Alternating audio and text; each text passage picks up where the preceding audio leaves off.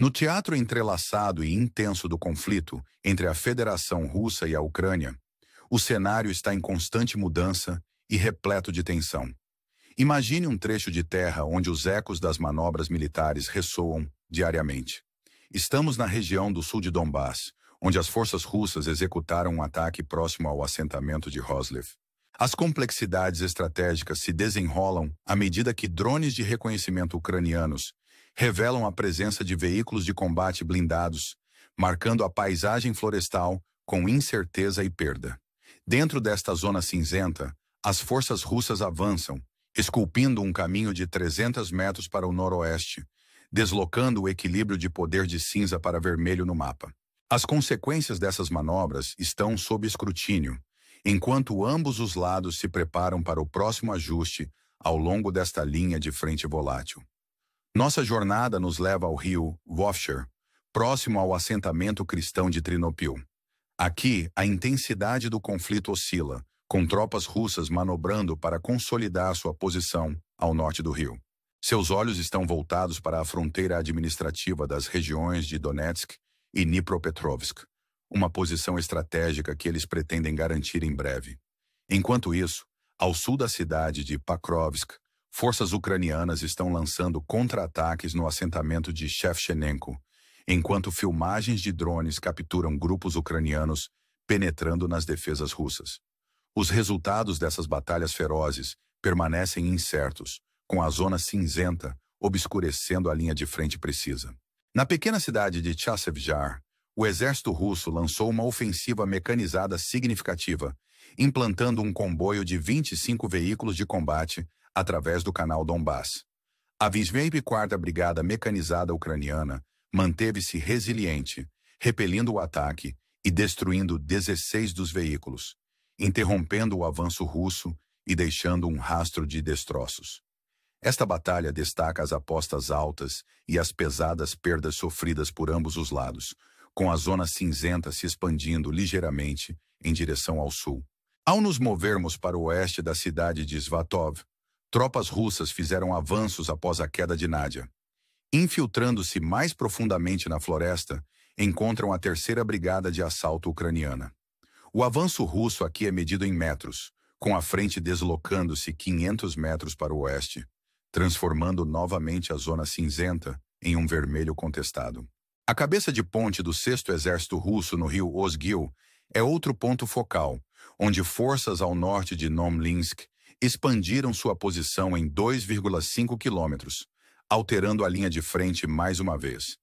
Em meio a este jogo de xadrez militar, as forças armadas ucranianas se esforçam para desacelerar o avanço russo nos assentamentos de Doritna e Vcholivka, mantendo um controle precário sobre essas áreas críticas.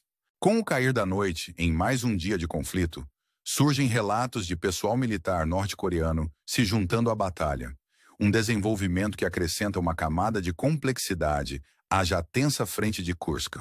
O exército ucraniano enfrenta as implicações desta nova aliança, enquanto tropas russas e norte-coreanas avançam para o oeste, perigosamente próximas à fronteira estadual.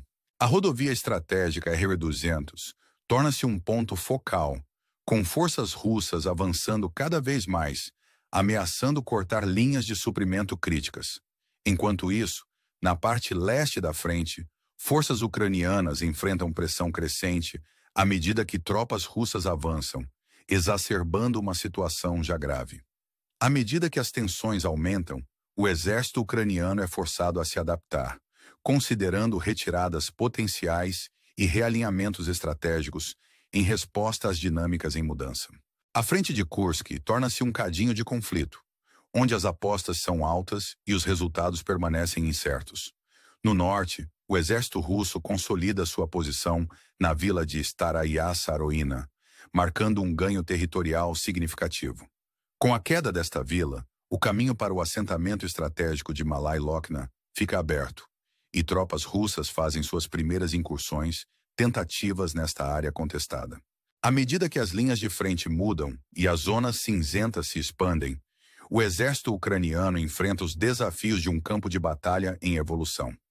Em meio a este pano de fundo de conflito incessante, os céus sobre a Ucrânia contam sua própria história.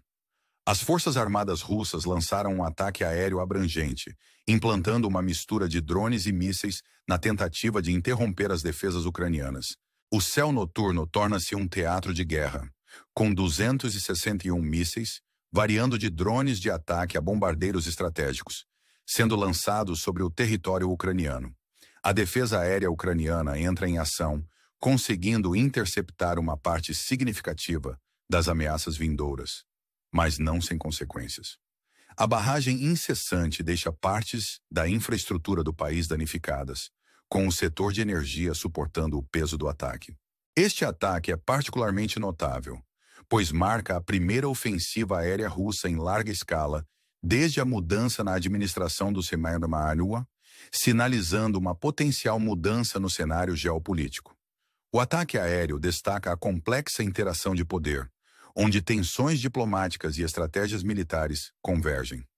A frota russa do Mar Negro junta-se à batalha, lançando mísseis baseados no mar das profundezas do Mar Negro, enquanto forças aéreas táticas implantam mísseis guiados com precisão. O sistema de defesa aérea ucraniano, embora resiliente, luta para acompanhar o volume absoluto de ataques. Os mísseis chovem por todo o país, alvejando infraestrutura-chave em regiões como Khmelnytsky, Ternopil e Ivano-Frankivsk. Cada explosão ecoa pela noite, um lembrete contundente das apostas em jogo.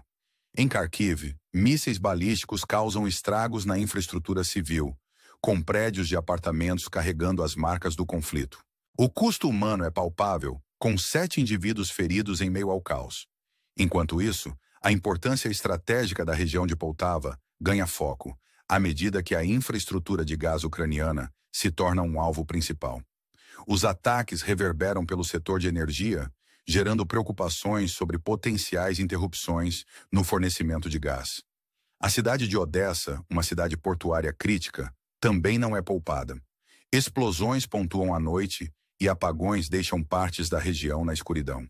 Os danos à infraestrutura de energia são significativos, e o processo de recuperação promete ser árduo. Este ataque aéreo, em meio ao pano de fundo das tensões geopolíticas, levanta questões sobre as estratégias e motivações que impulsionam o conflito. No fronte diplomático, surgem declarações do embaixador da Rússia no Reino Unido, enfatizando a posição da Rússia sobre ganhos territoriais. O embaixador afirma que qualquer acordo de paz deve reconhecer os territórios anexados pela Rússia, uma posição que permanece controversa no palco global. Em resposta, autoridades ucranianas, incluindo o deputado Goncharenko, afirmam que a Ucrânia não cederá nenhum território, apesar das pressões crescentes. Esta dança diplomática se desenrola contra o pano de fundo mais amplo das relações internacionais, com os Estados Unidos desempenhando um papel fundamental. À medida que as tensões escalonam, o ex-presidente Donald Trump recorre às redes sociais, emitindo uma ameaça velada contra a Rússia. Ele insinua sanções e tarifas extensas, sublinhando a potencial alavancagem dos Estados Unidos no conflito em curso. A Casa Branca segue o exemplo, explorando uma gama de opções para abordar a crise em evolução. Esses desenvolvimentos destacam a intrincada teia de alianças e rivalidades que definem o cenário geopolítico moderno. O ataque aéreo e as subsequentes trocas diplomáticas sublinham as altas apostas deste conflito, onde manobras militares e retórica política colidem no palco mundial. À medida que a poeira assenta, o mundo observa atentamente, antecipando o próximo movimento neste jogo de xadrez de alto risco. A narrativa em desenvolvimento é de incerteza e tensão, onde cada decisão carrega implicações profundas para o futuro da região e além. Com o conflito mostrando nenhum sinal de abrandamento, a questão persiste. O que será necessário para negociar uma paz duradoura nesta região volátil? A resposta permanece elusiva, enquanto o mundo enfrenta as complexidades de um conflito que desafia uma resolução fácil. À medida que nos aprofundamos na intricada tapeçaria deste conflito, encontramo-nos em um momento crucial, onde as ações de hoje moldarão as narrativas de amanhã. Os avanços agressivos e as manobras estratégicas do exército russo continuam a dominar o cenário, tanto em terra quanto no ar. O impulso incessante em direção à rodovia estratégica R-200 destaca os objetivos mais amplos em jogo, enquanto as forças russas buscam obter uma vantagem decisiva. O exército ucraniano, enfrentando pressão crescente em múltiplas frentes, deve navegar pelas complexas dinâmicas deste campo de batalha em constante evolução. Decisões tomadas no calor do conflito terão ramificações duradouras, não apenas para o teatro imediato de guerra, mas para o cenário geopolítico mais amplo. A interação entre poder militar e postura diplomática está no cerne deste conflito, com cada lado buscando afirmar sua narrativa no palco global. Em meio às manobras táticas e cálculos estratégicos, o elemento humano permanece uma lembrança pungente do impacto do conflito. Famílias são deslocadas, comunidades são fraturadas e as cicatrizes da guerra se aprofundam na psique daqueles que se encontram no meio do fogo cruzado. A resiliência do povo, no entanto, brilha enquanto enfrentam os desafios da vida diária em uma zona de conflito. A comunidade global observa de perto, ciente de que as apostas se estendem muito além da região imediata. Os efeitos em cadeia deste conflito são sentidos além das fronteiras, influenciando alianças e moldando os contornos das relações internacionais. As questões que se destacam são de estratégia e resolução. Como uma paz duradoura pode ser alcançada? Que papel terão os principais atores globais em moldar o desfecho? À medida que o conflito se desenrola, as respostas permanecem elusivas, envoltas nas incertezas da guerra. No entanto, em meio ao caos, há uma esperança subjacente. Uma crença de que o diálogo e a diplomacia podem abrir caminho para um futuro mais estável e pacífico. O caminho à frente está repleto de desafios, mas o potencial para a resolução reside na disposição de todas as partes em engajar-se em negociações significativas. Enquanto isso, o mundo permanece em alerta, observando enquanto o delicado equilíbrio de poder continua a mudar. Como observadores, somos lembrados das complexidades e nuances que definem o conflito moderno. É um lembrete de que, embora as ferramentas da guerra possam ter evoluído, o desejo humano fundamental por paz e estabilidade permanece inalterado. Em conclusão, somos deixados com uma pergunta instigante. Em um mundo definido por divisão e discórdia, quais passos podemos dar, individual e coletivamente, para promover um futuro de unidade e compreensão?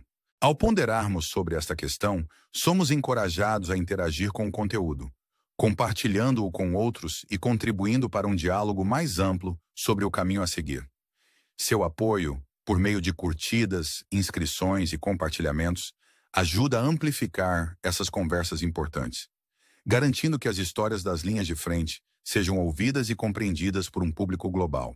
Obrigado por se juntar a nós nesta jornada de exploração e compreensão e convidamos você a continuar acompanhando a narrativa em desenvolvimento enquanto nos esforçamos para fazer sentido de um mundo em fluxo.